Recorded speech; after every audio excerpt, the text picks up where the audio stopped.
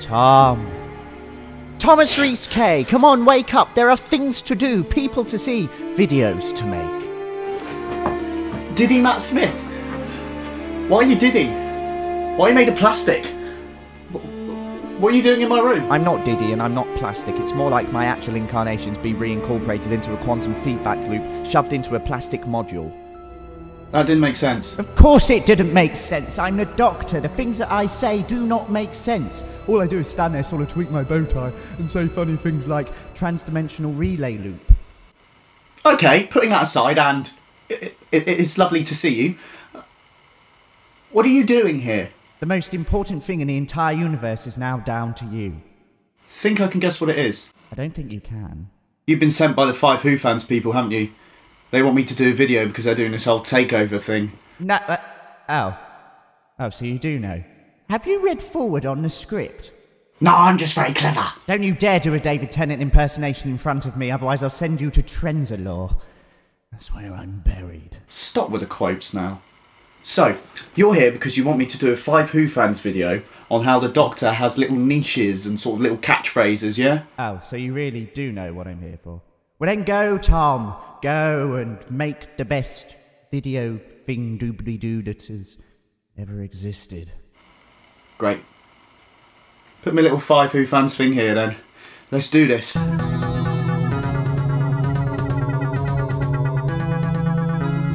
Well, this is a different platform, isn't it? Are we all used to it yet? Good, let's move on. So for the people who don't know me, hello, I'm Thomas Rees-Kaye and I am the Master Crevice on YouTube, and my main sort of thing is I do Doctor Who impressions, which sort of ties in today with what I'm talking about for the FiveWhoFans, which is how Doctor Who over the years has sort of developed these catchphrases and all of these sort of niches that all you guys out there seem to replicate. And I'm not even sort of talking about the way that the Doctor dresses or the way that the Doctor might save the world or your favourite episode or something like that. I'm talking about what he says, what he does, his characteristics, and how those themselves have become this sort of catchphrasey sort of nonsense.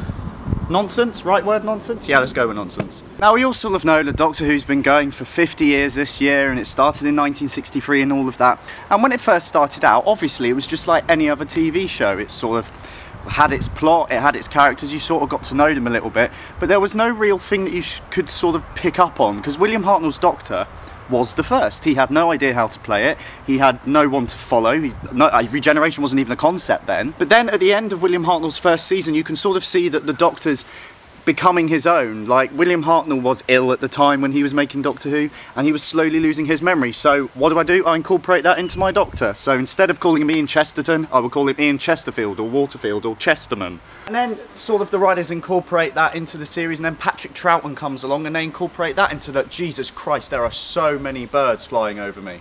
For all you bird enthusiasts, those are red kites and they're pretty rare, and I can count at least 6.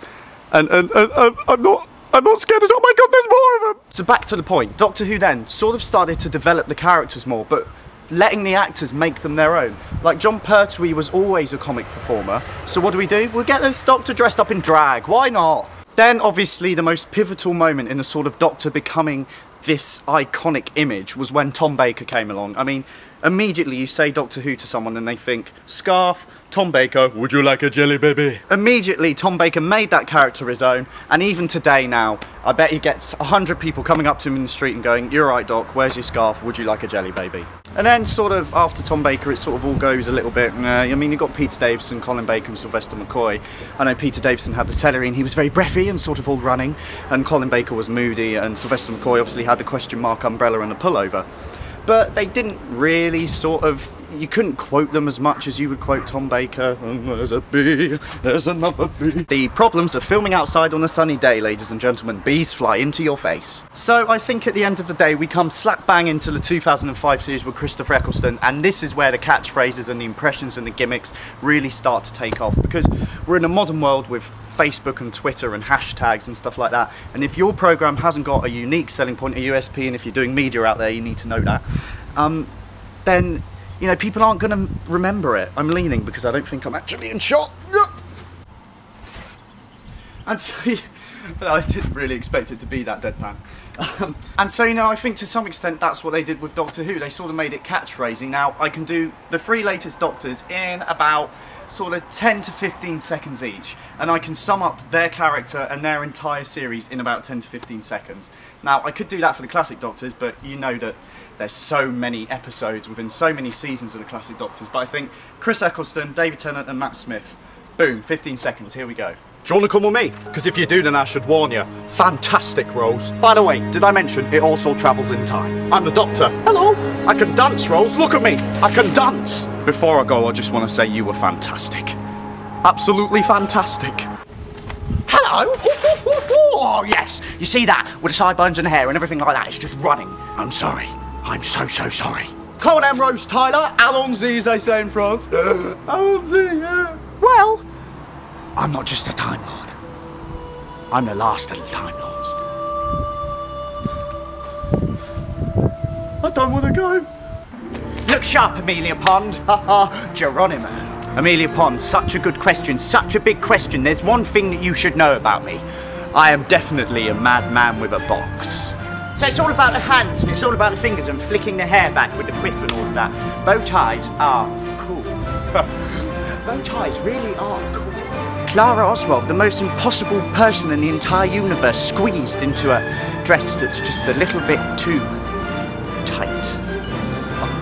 Okay, so that was a little bit over the top, but I think at the end of the day you sort of get what I'm going at. Doctor Who has become very catchphrasy, and it has sort of got this sort of niche that they're trying to maybe get the younger audiences in with. I don't know, maybe the 5 to 6 year olds find that they can just go around going, bow ties are cool and Allons-y and all of that, and I think that that's brilliant in terms of the younger audience, but I think sometimes for the older audience it's a case of it spoils the plot because they think, oh, when's the next time the Doctor's going to say bow ties are cool, or when's he going to flick his hair and do a little twirl or something like that.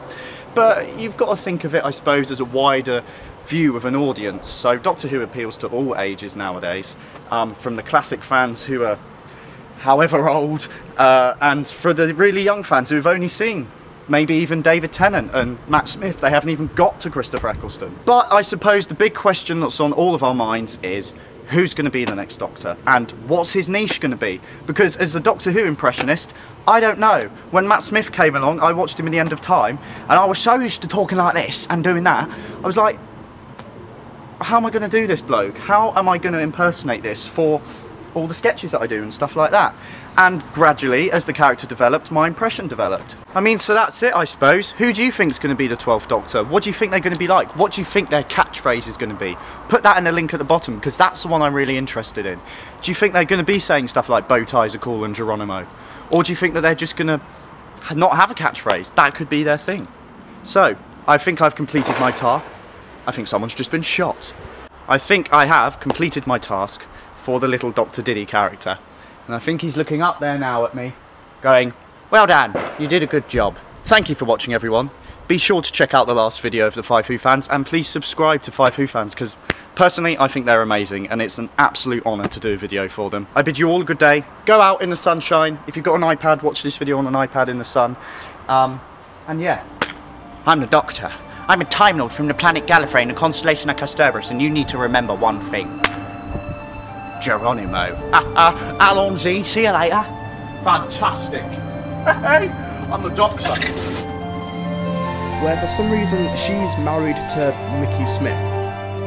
Why? Seriously, why? She had a fiancé at the middle of Series 4, Thomas Milligan. We never saw Martha and Mickey interact with each other at all in Series 4. I mean, did they exchange any words to each other? What do they have in common? Why would they both get together? Because they're black? Point number 2, she grew as a character.